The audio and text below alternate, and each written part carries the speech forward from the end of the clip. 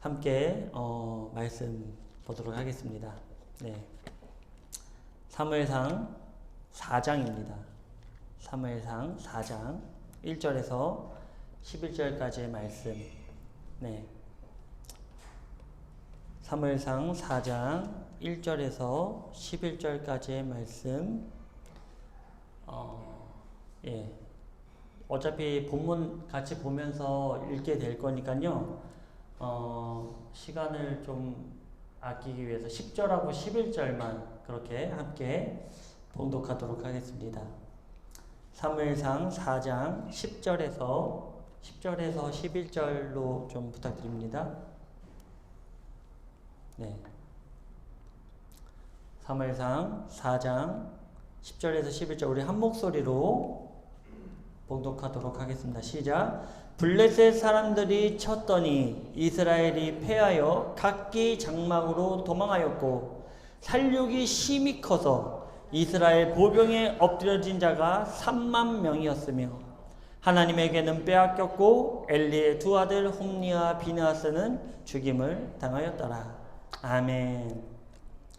오늘은 등불은 아직 꺼지지 않았다. 두 번째 시간, 세 번째까지 있는데요. 오늘 두 번째 시간입니다.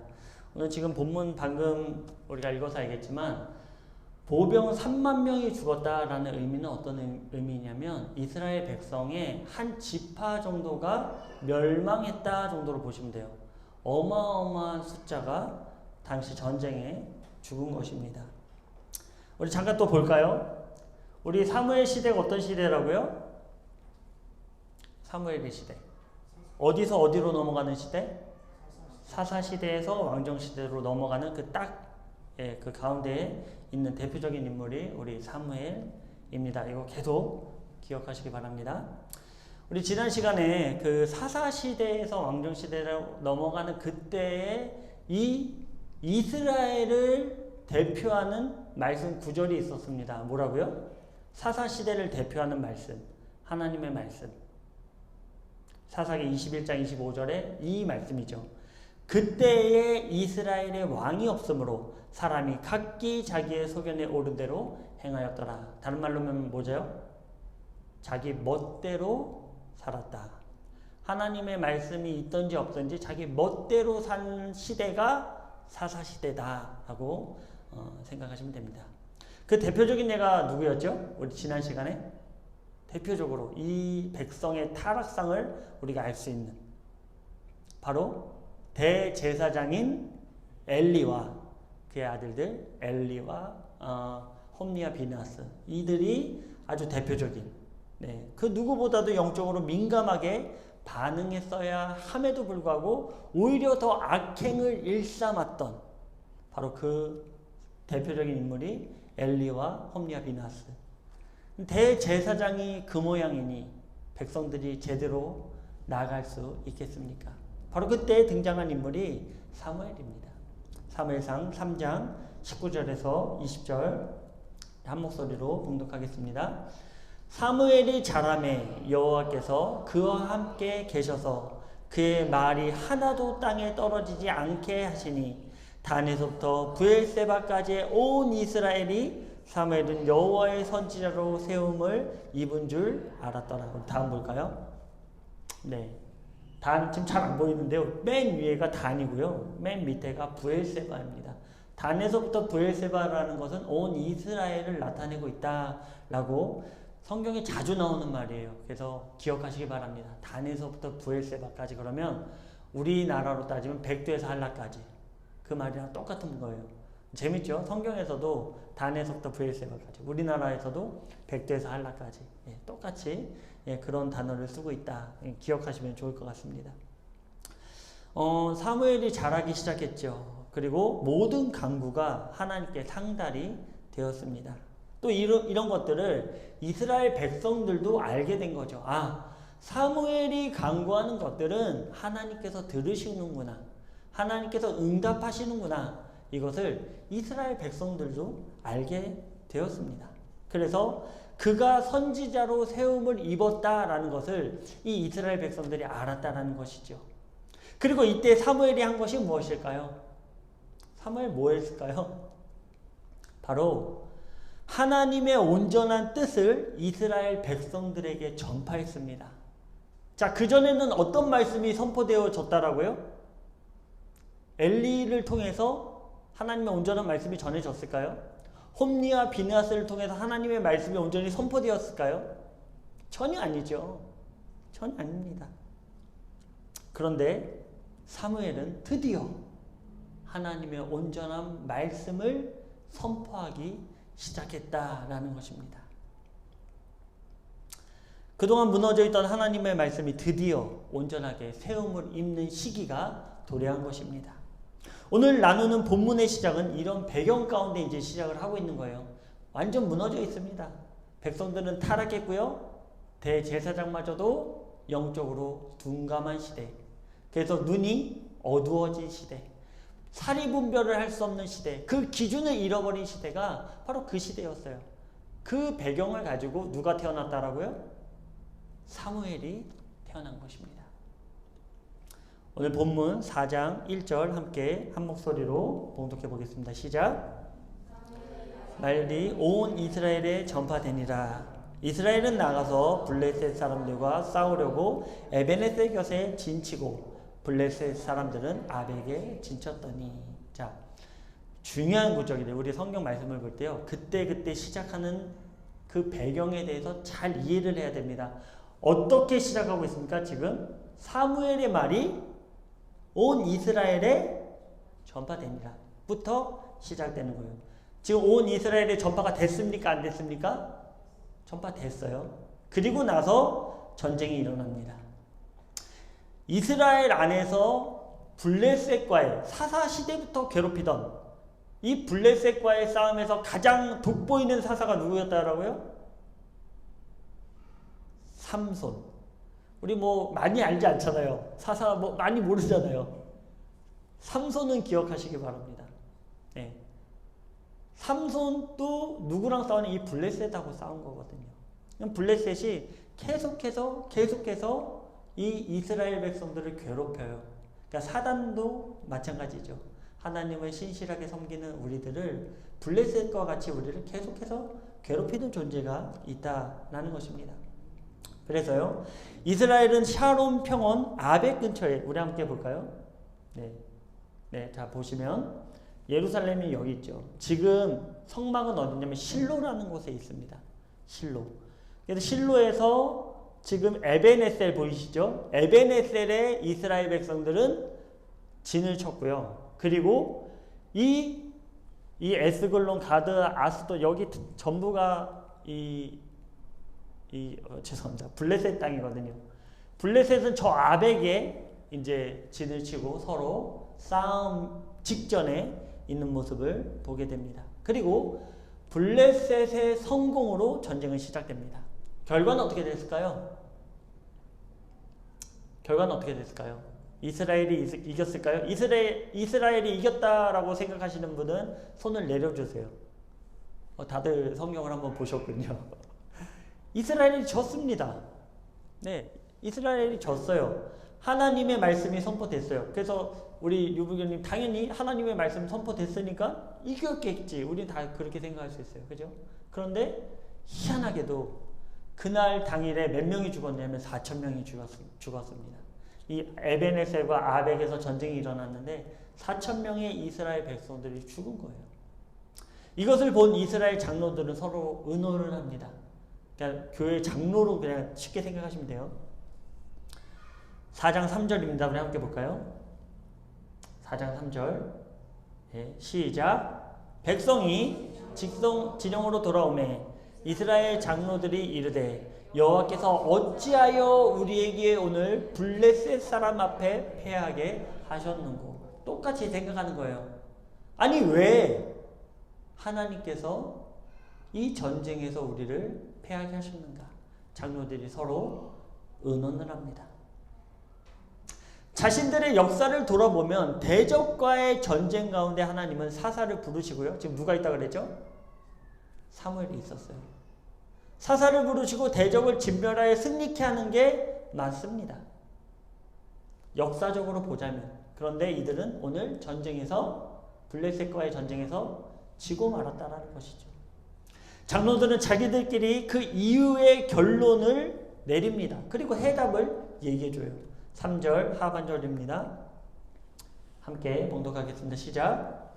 여호와의 언약궤를 실로에서 우리에게로 가져다가 우리 중에 있게 하여 그곳으로 우리를 우리 원수들의 손에서 구원하게 하자. 자, 결과가 그 패함의 결과 그리고 해답을 내놓습니다. 이들은 그 패함의 이유가 하나님의 임재의 상징인 언약궤가 그들 가운데 없었기 때문에 우리가 패하고 말았다라고 결론을 내린 것입니다. 그래서 백성들을 시켜 하나님의 성막에 있는 실로에 가서 이 언약궤를 가져와라 라고 한 것이죠. 4절입니다. 한 목소리를 봉독하겠습니다. 이에 백성이 실로에 사람을 보내어 그룹 사이에 계신 만군의 여호와의 언약궤를 거기서 가져왔고 엘리의 두 아들 홈니와 비느하스는 하나님의 언약궤와 함께 거기에 있었더라. 엘리는 대제사장이죠. 이미 나이가 많아 그 아들들이 그 일을 감당하고 있었습니다. 그러기에 모양새를 갖추기 위해 홈니와 비느하스를 데리고 온 거예요. 어느 정도는 알고 있었습니다. 이 언약궤가 움직이기 위해서는 누가 있어야 된다? 제사장이 있어야 된다라는, 레위인이 있어야 된다라는 것이죠. 그래서 그 모양새를 갖추기 위해서 홈니와 비느하스를 이 언약궤와 함께 그 진으로 가지고 옵니다. 그때 백성들이 큰 소리를 외치게 되죠. 5절입니다. 시작. 여호와의 언약궤가 진영에 들어올 때 온 이스라엘이 큰 소리로 외치며 땅이 울린지라. 아멘. 출애굽 당시에 하나님께서는 언약궤 가운데 하나님의 말씀의 돌판과 그 만나 그리고 아론의 쌍난 지팡이를 넣어주셨죠. 그리고 그것이 상징하는 것은 무엇이었냐면 하나님의 임재였습니다. 하나님께서 너희와 함께 한다라는 것이죠.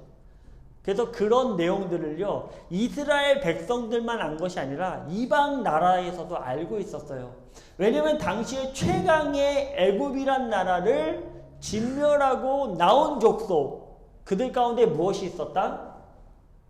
그들 가운데 언약궤가 있었다. 언약궤 가운데 무엇이 있었다? 하나님의 임재가 계셨다라는 것이죠. 그래서 이방 민족들도 이것을 너무나 잘 알고 있어요. 그래서 백성들은 소리친 것입니다. 아니 실로에서 하나님의 언약궤가 움직였다. 우리에게로 왔다. 그러면 예전을 회상해 봅니다. 역사적으로 돌아보며 그 말씀을 회상해 봅니다. 그러면 우리가 이겼다 졌다? 이겼다 졌다? 이겼다죠 이제. 왜? 하나님의 언약궤가 함께 했으니까. 그동안에 역사적으로 바라봤을 때 이겼으니까. 하나님의 언약궤가 움직였으면 우리가 승리했으니까. 그러니까 백성들이 요동을 친 겁니다. 아, 이제는 우리가 이겼다. 그랬더니 그 소리를 누가 듣습니까? 누가 들을까요? 블레셋도 듣게 되죠. 네, 6절에서 7절입니다. 시작. 블레셋 사람이 그 외치는 소리를 듣고 이르되 히브리 진영에서 큰 소리로 외침은 어찌 됨이냐 하다가 여호와의 궤가 진영에 들어온 줄을 깨달은지라. 블레셋 사람이 두려워하여 이르되 신이 진영에 이르렀도다 하고 또 이르되 우리에게 화로다. 전날에는 이런 일이 없었도다. 우리에게 화로다. 누가 우리를 이 능한 신들의 손에서 건지리요. 그들은 광야에서 여러 가지 재앙으로 애굽인을 친 신들이니라. 고백이 놀랍습니다. 아멘이 절로 나와요. 블레셋 이방인들도 너무나 잘 알고 있는 거예요. 야, 이제는 우리는 큰일 났다. 저 언약궤가 움직여서 승리하지 않는 전쟁이 없다. 우리는 다 죽었다. 이스라엘 백성들은 사기가 충천하고요. 블레셋은 이제 사기가 떨어질 대로 떨어지는 타이밍입니다. 블레셋 군대는 그동안 이스라엘을 굳건하게 지키던 하나님의 임재를 익히 알고 있었어요. 그러기에 그 임재의 상징인 언약궤가 들어온 것에 함께 요동한 거죠. 그러나 그 요동 가운데 한 블레셋 사람들이 이렇게 외칩니다. 9절입니다. 시작. 사람들아 강하게 되며 대장부가 되라. 너희가 히브리 사람의 종이 되기를 그들이 너희 종이 되었던 것 같이 되지 말고 대장부 같이 되어 싸우라. 뭐라고 얘기하는 것입니까? 두려워하는 블레셋 군대를 향해 두려워하지 말고 대장부와 같이 싸우라 라고 이 한마디의 블레셋 군대는요, 힘을 다시 얻습니다. 하나님께서 우리가 반드시 기억해야 될 것은요, 하나님께서 심판의 도구로 사용하는 세 가지, 제가 항상 강조하는 게 있습니다. 무엇이죠?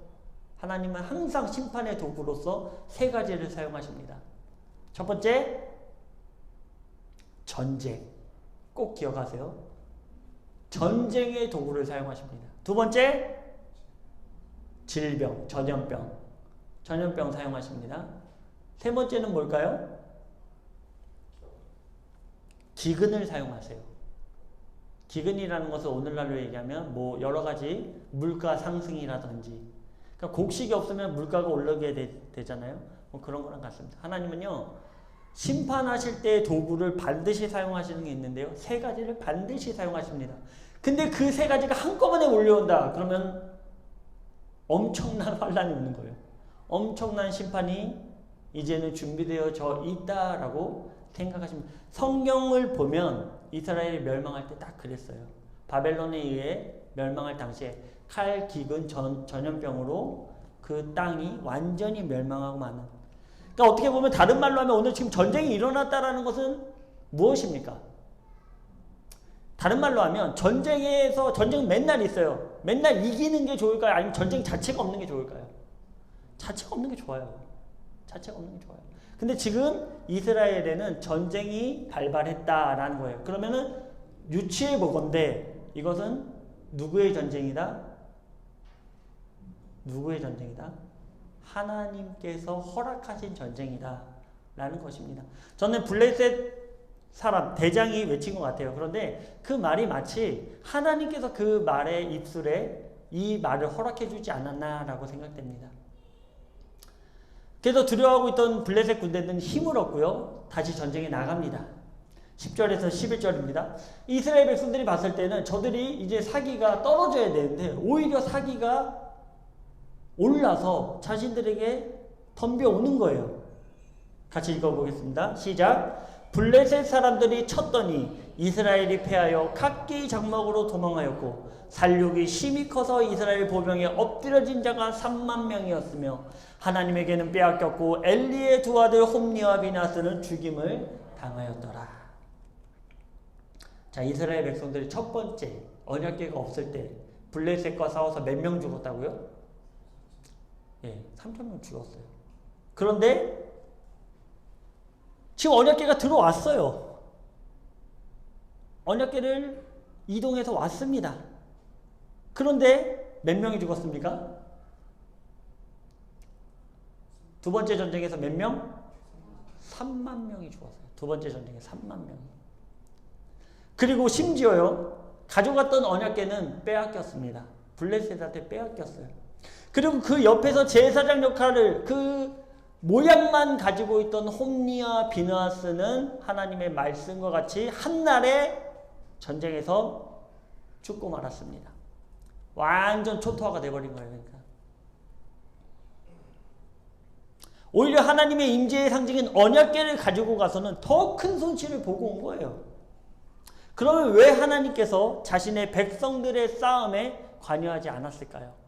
왜 언약궤를 가져갔음에도 불구하고 하나님은 그 전쟁에서 패하게 만들었을까요? 패했을 뿐만 아니라 거의 한 지파가 전멸할 정도의 3만 명이라는 숫자가 당일에 죽고 말았습니다. 왜 그랬을까요? 도저히 이해가 되지 않죠. 왜 그랬을까요? 우리는 그 이유를 오늘 본문을 통해서 세 가지 정도로 한번 알아보려고 합니다. 첫 번째는요, 이들은 하나님의 말씀을 듣지 않았습니다. 4장 1절은 이렇게 시작하죠. 사무엘의 말이 온 이스라엘에 전파되니라. 제가 중요하다 그랬죠.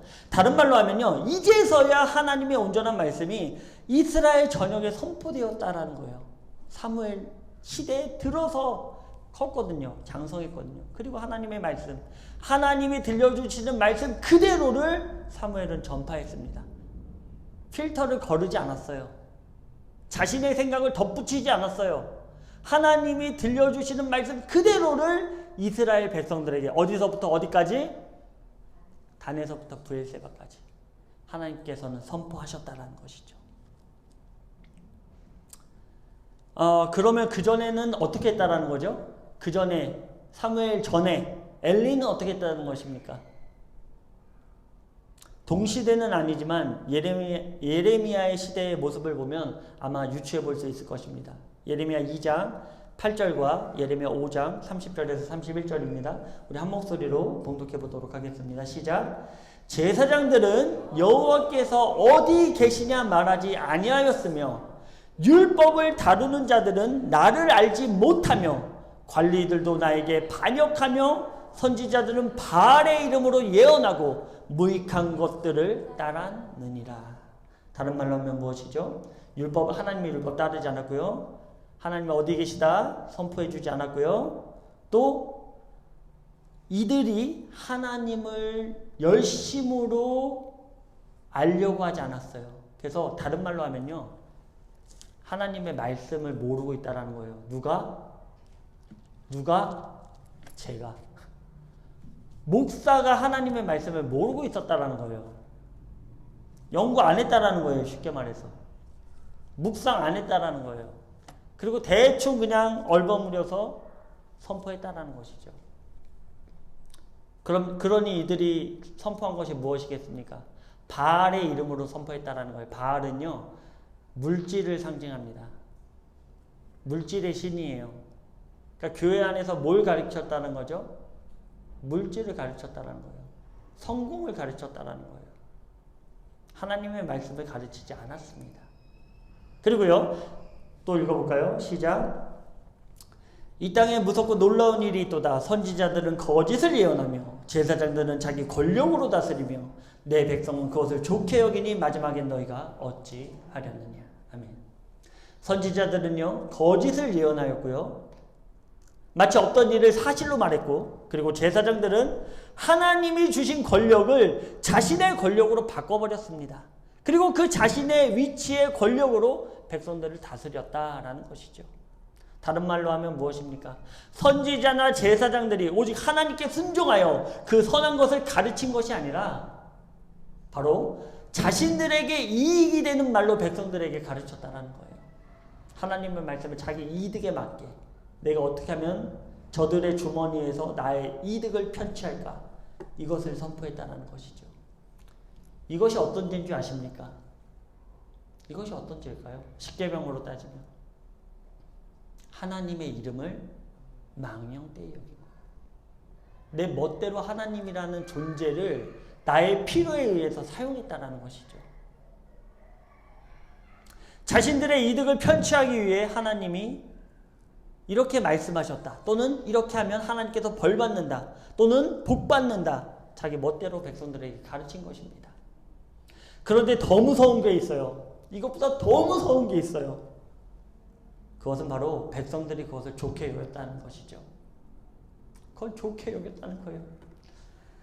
하나님의 말씀을 모르니, 서로 모르니, 이게 맞나 보다. 그래도 나보다 더 성경 많이 봤겠지. 나보다 더 성경 공부했겠지. 그게 맞나 보다. 넘겨버렸다는 거예요. 좋게 여겼다는 것이죠. 기가 막힐 노릇입니다. 바로 사사시대, 즉 사무엘 이전까지 이런 일들이 비일비재했다는 것이죠.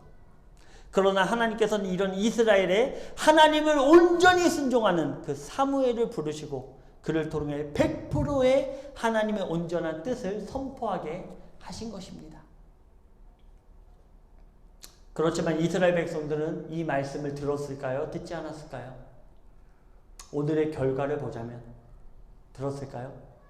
사무엘이 하나님의 말씀 100%에 듣기 싫은 거예요. 듣지 않았습니다. 하나님의 말씀은 선포됐는데요. 이스라엘 백성들은 듣질 않은 거예요. 그러니까 전쟁에 나가서 어떻게 됩니까? 백전백패. 하나님의 말씀을 안 들으니까. 하나님의 말씀이 선포됐음에도 불구하고 그 말을 귓등으로도 듣지 않았으니까.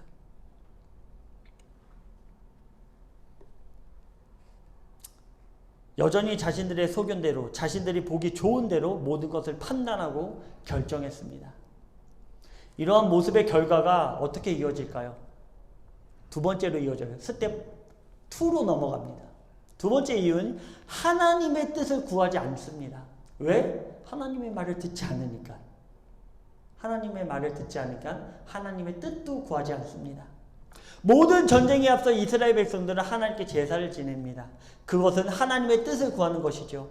우리는 여호수아가 여리고성을 정복한 것과 또 아이성의 패배를 알고 있습니다. 무엇입니까? 여리고성은 철저히 하나님의 말씀 가운데 그대로 순종하여 승리했습니다. 그러나 아이성은요, 그 교만으로 인해 하나님께 묻지 않고 전쟁에 나갑니다. 그리고 패하죠. 오늘 본문의 전쟁의 이야기는 시작되지만 어디에서도 하나님의 뜻을 구했다라고 성경 구절을 찾아볼 수 없습니다. 사무엘의 말이 온 이스라엘에 전파된 것과는 비교되게 전혀 하나님을 찾지 않은 것입니다. 당장 무엇이 보인 것입니까? 이들에게 당장 블레셋만 보인 것이죠. 모든 전쟁은 하나님께 속한 것이라고 아이러니하게도 이들은 알고 있었어요. 그러나 하나님께 묻지 않습니다. 이들이 바라본 것은 하나님의 능력을 바라본 것이 아니라 아벡의 진친 블레셋 군대를 보기 시작한 것입니다. 이러한 일은 사울 때도 그대로 답습하게 되죠. 사울이 전쟁에 블레셋과의 전쟁이 있거든요. 이 이후에 오늘 사무엘상 4장이잖아요. 13장에 가면 사울이 블레셋과 싸움을 하는 장면이 나옵니다. 근데요, 사울이요, 우리가 그 사울의 그 배경에 대한 이해를 갖고 있어야 돼요. 이 일을 똑같이 합니다. 얼마 지나지 않았는데 이 백성들의 잘못을 그대로 답습을 해요. 사람이 참 쉽게 변하지 않습니다. 사울은 당장에 블레셋이 쳐들어오니까 사무엘, 즉 하나님의 말씀을 기다리지 않습니다. 그리고 조급해져 가지고요, 먼저 자기 멋대로 제사를 지내고 멋대로 전쟁에 임하게 됩니다. 하나님이 기다리라고 했거든요. 근데 기다리지 못해요. 누구 때문에?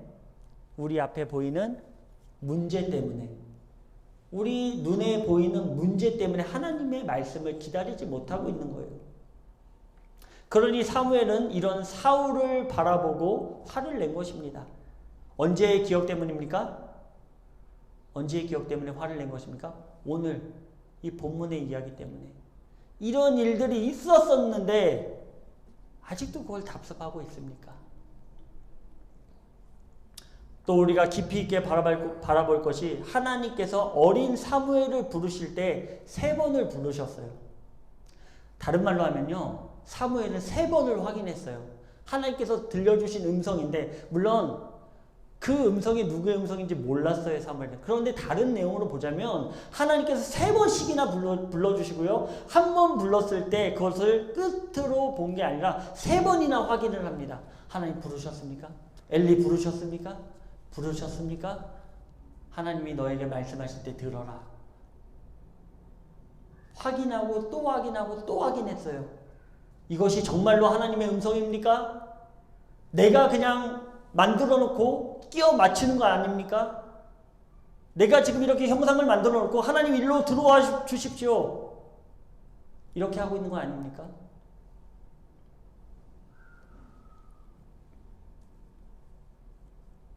사무엘은 그렇지 않았어요. 사무엘은요, 철저히 이것이 하나님의 뜻입니까? 이것이 정말로 하나님의 뜻입니까? 이것이 정말 하나님이 원하시는 것입니까? 그렇다면 제가 순종하겠습니다. 하나님의 뜻을 제가 순종하겠습니다. 그런데 이스라엘 백성들은 이 전쟁에 나가면서요, 단 한 번도 하나님께 묻질 않습니다. 그냥 사무엘이 있으니까, 저 사람이 선포했으니까 당연히 전쟁에서 이기겠지. 이들은 지극히 인간적인 시선으로 현상을 바라보며 하나님의 뜻을 전혀 구하지 않은 것입니다. 이러한 결과가 또 어떻게 나타납니까? 스텝 3로 넘어갑니다. 바로 세 번째 이유죠. 세 번째는요, 언약궤를 나의 필요의 자리로 가지고 왔다라는 거예요. 언약궤를 내 필요에 맞게, 다른 말로 하면 무엇입니까? 내 필요에 맞게 하나님을 끌고 온 것입니다. 내 필요에 맞게. 하나님이 나를 끌고 간 게 아니고요, 내가 하나님을 내 필요에 맞게 끌고 왔습니다.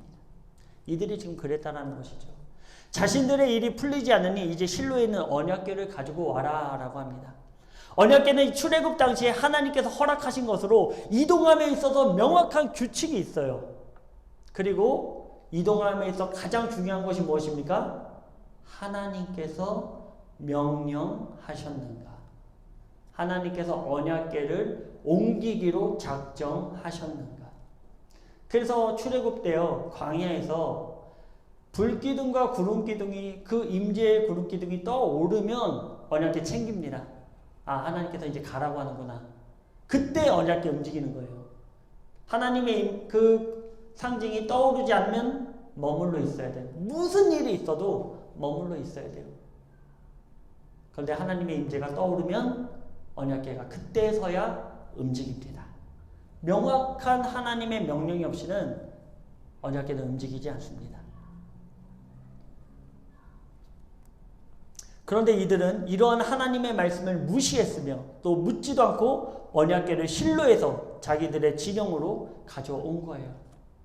자기들의 필요에 맞게. 하나님께서 내가 가겠다, 그 임재가 이동하겠다 말씀하시지 않았어요. 근데 자기들이 필요하니까 갖고 와. 언약궤가 우리에게 상징하는 것은 승리잖아. 우리에겐 지금 승리가 필요해. 이 문제 해결이 필요해. 언약궤 나를 위해서 가져와. 좀 그런 일들을 하고 있는 것이죠.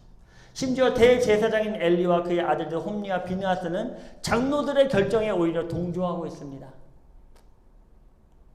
오늘날 교계에 일어나고 있는 현상이죠. 교회에 일어나는 현상이에요. 우리 군우님들은 어느 교회를 가서라도 절대 그러지 않았으면 좋겠습니다. 참 가슴 아픈 일이에요. 대제사장이 하나님의 말씀으로 중심을 잡고 있지 않으니까 잘못이죠. 사람들도 무시해버립니다. 사람들도 인정을 하지 않아요. 그러다 보니까 하나님을 두려워하지 않고 누굴 두려워합니까? 목사가 누굴 두려워합니까? 앞에 앉아 계신 분들 두려워하고 있는 거예요. 그래서 하나님의 온전한 말씀을 전하지 못하고 있는 거죠. 결국 이들이 원하는 것은 무엇입니까? 하나님은 단지 자신들의 전쟁터에 와서 승리만 주고 돌아가면 된다는 거예요. 하나님을 무슨 우상 가져다가 굿하는 것처럼 여겼다라는 것이죠. 우리도 신앙생활하면서 하나님의 언약궤를 이렇게 사용할 때가 너무나도 많습니다. 하나님은 단지 나의 필요에 맞게 살짝 와서 내 문제만을 해결하면 되는 존재로 인식을 하고 있다는 것이죠. 하나님이 우리에게 어떤 존재인 거에 대한 관심이 없어요.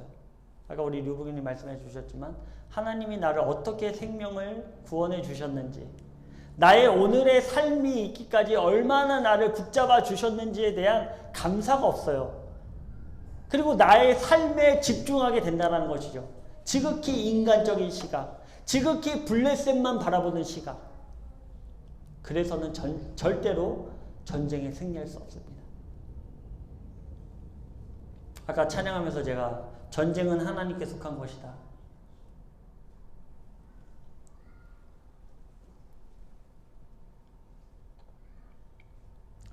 우리의 기도 중에 단지 하나님만의 영광을 위한 기도가 얼마나 될까요? 우리의 삶 가운데 단지 하나님만을 위해 삶을 사는 생활이 얼마나 될까요? 언약궤는 하나님의 임재가 떠나면 단지 궤짝에 불과합니다.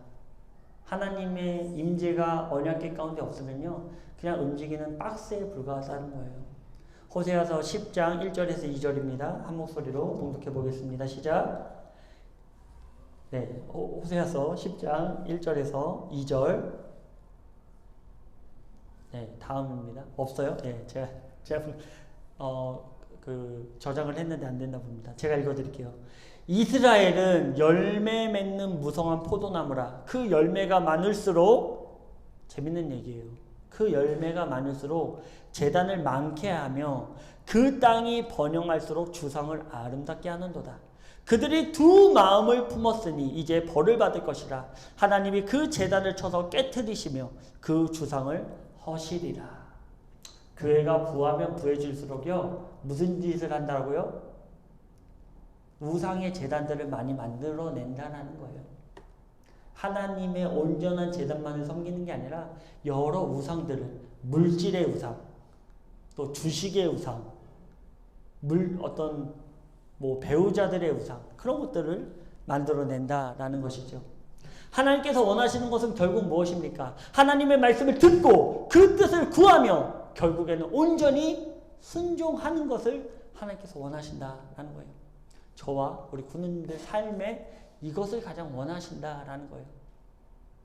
우리가 하나님을 믿노라 한다면, 저와 우리 군인들은 나의 필요 때문에 하나님을 섬기는 삶이 되지 않기를 주님의 이름으로 축원드립니다. 아멘. 그렇습니다. 결국 이들이 전쟁에서 패한 이유가 무엇입니까? 첫 번째, 하나님의 말씀을 듣지 않았다. 강단에서 지금 죽어라 죽어라 외치고 있습니다. 막 시계 보면서 또 넘어가면 지루해질 텐데.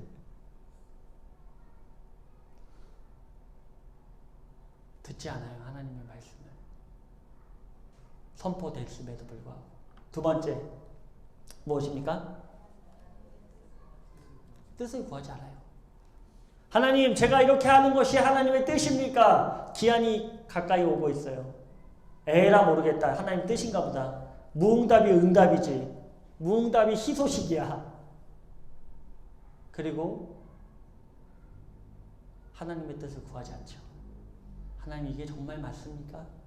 시그널이 올 때까지 붙잡고 하나님께 나가야 되는데 우리는 너무나 조급해합니다. 하나님을 진심으로 믿는다면, 문제는요, 너무 내 필요 때문에 간구한다라는 거예요. 그러면 하나님 응답하지 않으십니다. 성경에 나와 있어요. 하나님 말씀이 그래요. 제가 하는 게 아니고요. 내 필요 때문에 구하는 거는요, 이방인들이나 구하는 거예요. 응답이 올 리가 있습니까? 하나님의 나라와 의, 하나님, 제가 어떻게 하면 주님의 나라와 그 의를 실천하는 삶을 살겠습니까? 간구해 보십시오.